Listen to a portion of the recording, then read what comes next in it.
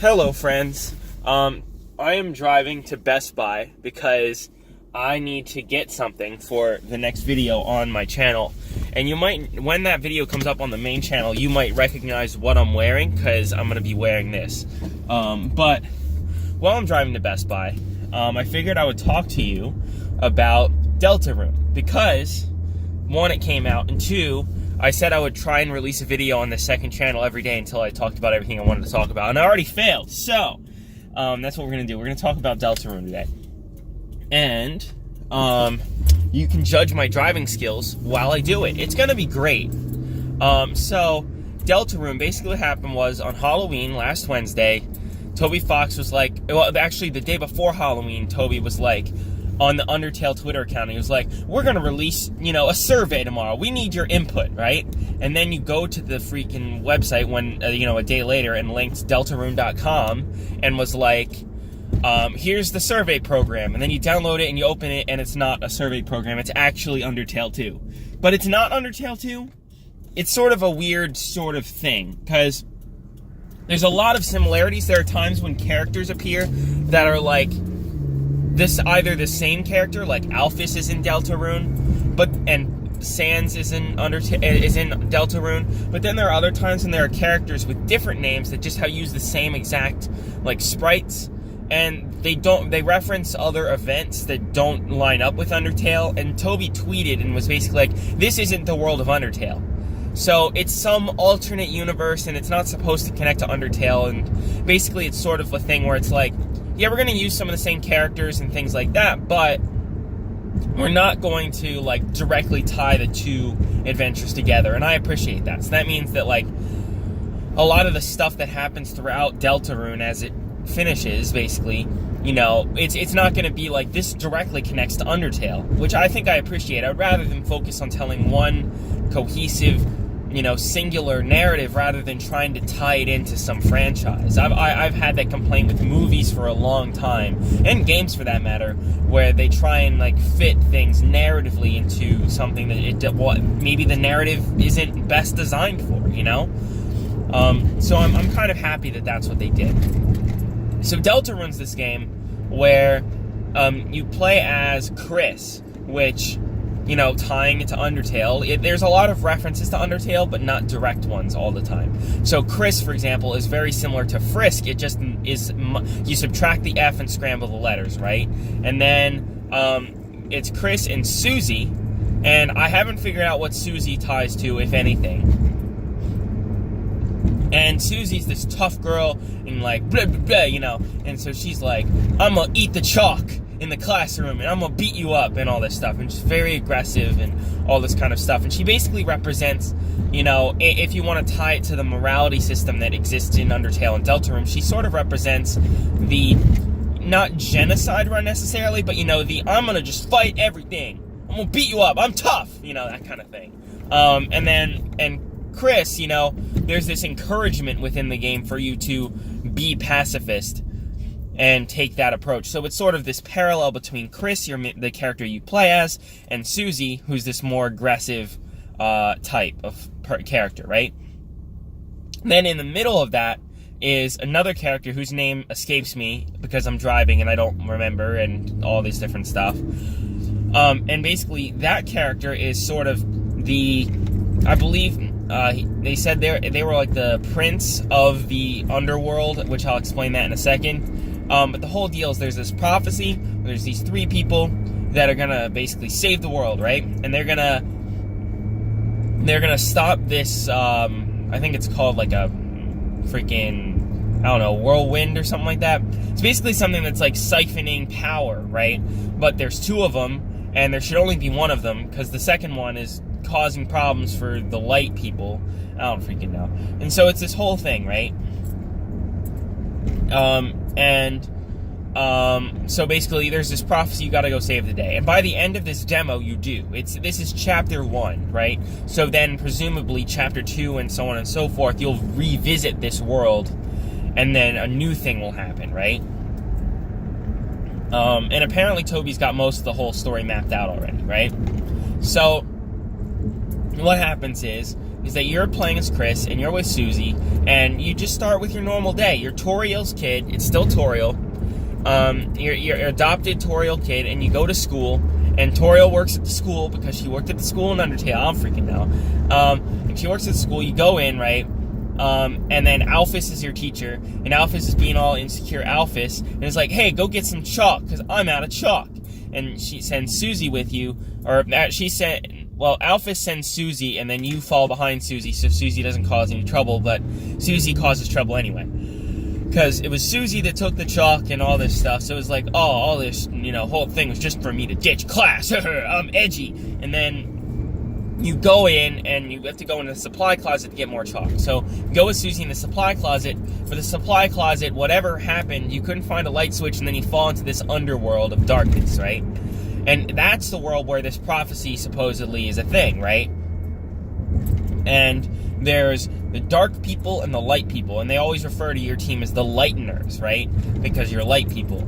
And basically the whole deal is there's this conflict between them, but there really shouldn't be a conflict. Like, there's no real reason. It's just that lighteners are bad and evil and stuff, or darkeners are evil and bad and stuff. It's that kind of thing. But I think part of the point of the game is it's supposed to be like, hey, both groups are cool and normal and reasonable. It's just like, we gotta, like, love each other and stuff. I don't freaking know. Ooh, there's a dead animal in the road. That's not good. So, and there's a motorcycle. That's pretty neat. Okay. So what happens is, anyway, is that you're talking to the third character. Then freaking is like, hey, there's this bad guy, and they're the bad guy, and you gotta watch out for them. And then immediately after saying that, this bad guy, bad girl, I don't remember. Guy, girl, they, them, I don't know. Somewhere in there, they come crashing in a motorcycle, knock the freaking dude off of the screen, right? And it's like, hey, I'm the bad guy. I'm gonna do bad things. And then it's sort of like a papyrus situation in Undertale where they just, like, don't know what to do. Like, they just don't know how to do their job at all. And so it's like, there are these moments where it's like, almost send this bad guy after you. And it's like, but we just beat like 5 of these bad guys. We know how to beat them. It's like, shut up and fight. And then you do it, and then you win through, however, and so on and so forth, right? And there are other moments like that too. One of my favorite characters is in the actual, like, final area of this demo, the castle. And it's this dude's like, I'm Design. I'm the top guardian. I'm gonna do everything to stop you with all these crazy puzzles. And then it's just a puzzle where you push a rock literally 1 square to the left, like, impossible to fail. The guy's like, damn it! And then and then you go up a floor, and then it's like, I'm gonna defeat you with all my intense puzzles. And then it's just like, oh, you just push it 2 blocks this time. It's like, oh, damn it. And then the last one is, you're gonna fight this really tough boss. And it's like, you've already fought this boss before. Like, that was a whole thing earlier in the thing, and then you beat him relatively easily. He's like, dang it! So it's that whole thing. So, with all that, then that's how that's laid out. And then there's this whole bit where, like, the bad guy and Susie become aligned because Susie wants to resort to violence, but you guys don't want to resort to violence because violence is stupid. And then you go do that, right? And there's this conflict, and then eventually all 4 of you team up, but then you get to the castle, and then it's revealed that the real bad guy is the initial bad guy's dad. And it's like, I don't want to stand up to my dad. He's all scary and racist and stuff. And so it's like, so then, like, what happens is then you all get imprisoned by the original bad guy, and then you escape, and then the bad guy's like, no, I'm gonna stand up to my dad, that's good. And then the dad's actually, like, an awful human being, right? Or not human being, freaking monster or whatever. And then you fight him, and then there's this whole thing with the final battle, which is very similar to the battle you have with Toriel back in Undertale, right? So that's the narrative, and I like how it plays out. I really like the characters in this one. I like them more than some of the Undertale characters, to be honest. I think that every character in here is memorable, where in Undertale, I think there were a lot of times where I was like, yeah, I don't really care. Like, it took me a long time for Undyne to win me over, because for like most of that chapter, it's just like, ooh, spooky, and nothing really happens. And it took a long time it's like this really, really weird pacing issue in the middle of this otherwise like incredibly well-paced video game. And the same thing happened in Hotland too, where like Alphys just calls you, and I'm like, I don't get it, and the area just takes way too long. So those two areas just felt really slow compared to the rest of the game, which is really, really quickly paced and well done. And so throughout this 3-hour demo, like, for that chapter was very well done throughout. Like, there was no dull moment. And it had this very nice, cohesive plot, like, arc to it. It wasn't like, it didn't feel episodic. It felt like, I mean, the whole game will, because it's multiple chapters, right? But, like, overall, like, it was very well done. Like, Susie had her character arc. The villain originally had had their character arc. And it was very well done throughout. Some things I'm not sure of. I mean, in Toby's tweet, when he, like, explained a little bit more about what Deltarune is, there's no freaking sun in the way. There's no, there's no, like, branching plot threads like there was in Undertale. There's no multiple routes. So, and I don't know everything, right? Like, I don't know how it all adds up, and I haven't played through it again as, like, a genocide or whatever. But I do know that there's at least one encounter that cannot be won through genocide. Like, you just can't do it. Like, the boss is impossible to defeat without using your, like, act menu, right? But it sort of is a thing where it's like, I'm not sure then, and this is something Toby himself brought up. It's like, if you have this morality choice and it doesn't have any role in the rest of the game, then why have it to begin with, you know? And there's a few reasons why. I think, like, the whole reasoning with enemies is fun. And if you didn't have the fight option, then Susie couldn't choose the fight option, you know? But then there are points in the act menu where, like, some of the things you choose in the act menu are actual physical attacks. So there are times when, like, I'd be like, Susie, do this! And I thought it was, like, a reasoning thing because it's in the act menu. But then really it was an attack. It was, like, a magic attack that did all sorts of stuff. So I think some of that could be more well clarified. But I also am not sure whether it should be well clarified, because if it's not, the whole point isn't a morality game, if it isn't supposed to be a morality game, then I don't know whether you need those distinct options for morality. And in that case, then I would change the name of the act menu to be something different. Because if it's just an act menu, then, like, people who've played Undertale are going to expect it all to be pacifist options. Huh. Then there's the part where there's this whole bit at the end of the battles, right, where it's like, you get X amount of EXP, right? But there are times when I accidentally defeated an enemy, and you still get 0 EXP. And it's because they show this little moment where, like, the enemy runs away when it's out of health. So it's like, why? There are just so many questions with regards to that I just don't know. It's like, the EXP had a purpose in Undertale, right?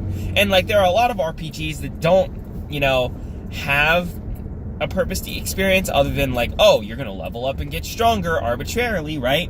But it's like, is the only reason why you're saying you get 0 EXP at the end of every single battle just to, like, ooh, RPGs are stupid, right, guys? Like, I don't know how I feel about that. Where Undertale was, like, this whole, like, deconstruction of what a role-playing game really is, you know?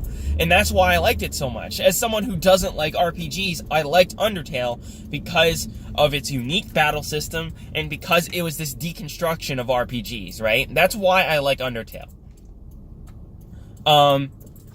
Spoilers for a video I might be working on the main channel eventually, by the way. But Deltarune doesn't feel like that, and that's kind of concerning to me, because it's like, it tells this great story, but then there's this whole bit where it's like, why am I even battling enemies? Like, enemies are on the field, I fight them, and it doesn't do anything. Oh, I get gold, great, to buy items that I don't use. It's like, why? Like, why would I spend gold on a weapon if I'm never gonna use the weapon? It's stupid! Why would I spend gold on healing items if I never need them because the attacks aren't that hard to dodge? Why would I spend gold on anything? There's no reason to. So if I don't spend gold on anything, then why would I fight anyone? And it just feels like an inconvenience. And then you go through every room, and then the enemies constantly respawn. It's like, but I thought I spared you. If I spared you, then you shouldn't want to fight me again. But yet you do want to fight me again? And those kind of moments like really pulled me out of the experience, right? And that was really like it feels like it's a step back. It feels like it's something that the guy who made Undertale shouldn't have made that kind of a mistake, you know? But at the same time, I don't know whether it's like I'm making a demo and this is a demo and these kind of things will be different in the main game, or whether it's like, no, this is how it's going to be. Because I still like RPGs. I still like Earthbound, you know? So I'm just going to make Earthbound now. And I don't know whether I like that, because I don't like Earthbound. So I'm not really sure about all of that. There's a lot of aspects to it that I'm just not sure about. And I don't think those questions are going to be answered until the full thing releases, right? And there's enough fun there. Like, I beat the whole thing in one sitting. There's enough fun there. There's enough character there that's going to make me buy the whole thing, right? And it doesn't have that frustrating aspect of RPGs where you just kind of, like, pray things work, because you're always in control. You're not going to take damage unless it's your fault, right? And a lot of the actions and stuff like that are puzzle mechanics. It's not like, you know, attack for arbitrary amounts of damage, you know? So I think, like, a lot of the issues I tend to have with RPGs aren't in Deltarune, but there's so many things that I feel like after making Undertale, I feel like you would have learned, and like, if you made Undertale, you wouldn't take a step back from that in terms of, like, the mechanics of, like, the battle mechanics and how they affect enemies and stuff like that, you know? And that feels like a step back, where it feels like a step up in so many other places, like characters and presentation. Like, the music in this game, in this demo, is just as good as all of the music in Undertale. And so that means if there's a whole rest of the game left, like, holy crap, like, the music's gonna be freaking killer. It's gonna be like some of the best music in a video game ever. Like, it's that good. And, like, graphically speaking, like, oh my goodness, everyone looks fantastic. Like, this isn't like budget, you know, budget Undertale sprites. This is like some of the best sprite work in a video game in a long time. Like, it's that good. It fits that 16-bit, like, aesthetic so well. And musically, it ties into that 16-bit. This feels like the 16-bit successor to Undertale, you know? But then there are just those moments where you're like, I don't understand what the purpose of this is or what this is going to do, and it just kind of really irks me. So, I mean, I don't know. I don't think I'm going to revisit this demo. I think I'm just going to... I played the demo. That's my one experience, and I'm going to wait until the full game comes out in, like, 5 years or however long it takes, right? I'm going to wait for the full thing to come out. I'm never going to touch that demo again, and I'm just going to sit with that experience as what it is. And when the full game comes out, Chapter 1 might be different. It might be exactly the same, right? But I think we'll see what happens for the rest of the game. Because I do think there's an element where, even though this was a joke survey program, the survey program thing was a troll, I do think it is a survey program. I think he releases this demo, and then people's response to it informs how he develops the rest of the game. And he knows some of the problems, but I don't know whether he knows all of the problems. I don't know whether he's aware of it. But as someone, you know... And that's kind of a tough thing, too, because it's like, who are the people that liked Undertale? The people who liked Undertale aren't me, generally speaking. They're people that loved Earthbound. They're people that love RPGs and loved this game, too. But I liked Undertale because I don't like RPGs. And I don't think there's many people that fit in that crowd. So I don't know whether Deltarune should be the game I want it to be either. You know? I don't know whether that's right either. So there's this whole element of, like, this is my take on it, but that doesn't mean that's what the game should be, because clearly there's tons of people out there that feel differently than I do. So I'm not always right, you know? So I don't know. This ended up kind of being a video that kind of, like, gave away, like, there's a video I'm working on, right?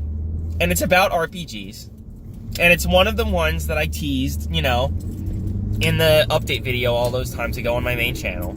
But, like, I'm working on a video about RPGs, and this is, like, Deltarune kind of, as it exists, sort of is a perfect example of, like, some of the things I love about, like, this subversion of RPGs. Like, it basically points out everything I don't like about RPGs, either through exhibiting them or not exhibiting them. And that makes it this awkward middle ground where it's like, I'll play this game, but it's not, like, I don't know. So we'll see how it turns out. We'll see how the full thing turns out. You should not have pulled out of your parking spot that way. You're supposed to pull out the other way so that way I can go in the... Whatever. So I'm almost at Best Buy now. I'm not going to hit the stop recording button because I have to drive. So I'm just going to talk about some stuff until I park. And it's going to be really kind of awkward.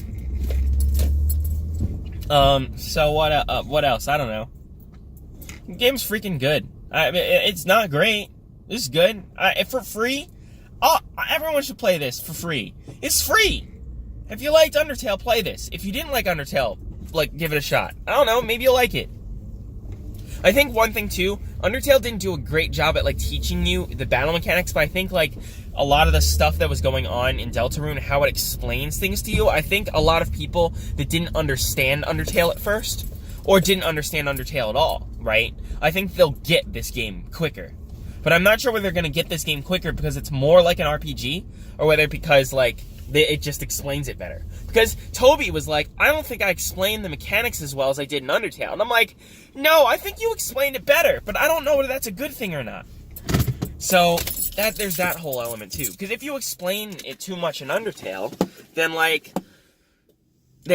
it's not good, because the whole point is you're supposed to kind of figure it out for yourself. You're supposed to, like, make these decisions. And the biggest problem in Undertale is there is an escape button, because then people thought they needed to be pacifists and just run away from everything, rather than, like, acting and, like, actually doing things, right? So, because there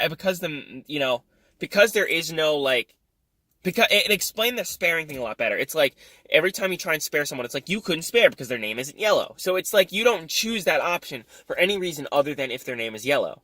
But then, in Undertale, it was more inconsistent. It's like, you hit the spare button even when their name isn't yellow, and sometimes it might work. They removed that entirely in Deltarune. They're like, no, we're gonna use the defend option for that instead. And the final encounter does require you use that, right? So there's that. But, yeah, so... I don't know. The game's freaking pretty good. But I'm going to go into Best Buy now and buy the thing I need. We'll talk tomorrow. And this time I probably will talk about Better Call Saul.